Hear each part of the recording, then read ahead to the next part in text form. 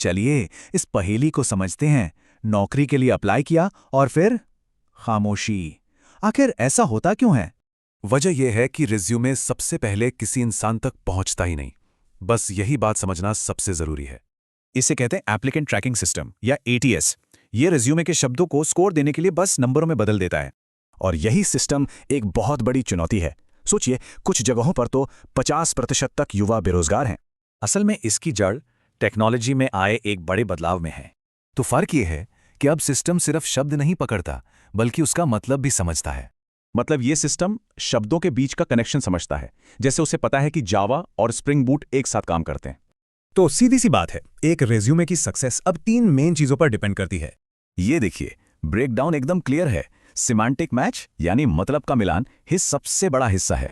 तो सवाल यह है कि इसे क्रैक कैसे किया जाए। चलिए स्ट्रैटेजी देखते हैं। इस एल्गोरिथम को बीट करने के लिए बस 3 स्टेप्स हैं जो कंटेंट और स्ट्रक्चर पे फोकस्ड हैं।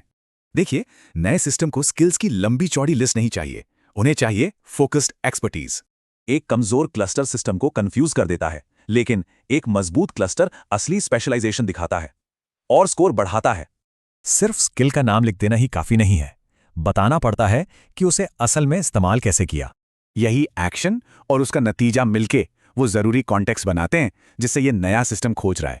पर बेस्ट कंटेंट भी फेल हो सकता है अगर एटीएस का पार्सर, मतलब उसका रीडिंग सॉफ्टवेयर, उसे पढ़ ही ना पाए। ये आम गलतियां पार्सिंग में दिक्कत करती हैं और नतीजा स्कोर सीधे 0। दोस्तों को इसी प्रॉब्लम से जूझते देखकर एक फाउंडर ने इस पूरे प्रोसेस को ही रिवर्स इंजीनियर कर डाला और बनाया सारथी टूल। और सिर्फ 12 हफ्तों में इन्हीं आइडियाज पर एक काम का सॉल्यूशन तैयार हो गया। तो ये बदलाव हायरिंग के भविष्य पर एक बड़ा सवाल खड़ा करता है। क्या अब इंसानी टैलेंट को भी मशीनें ही जज करेंगी?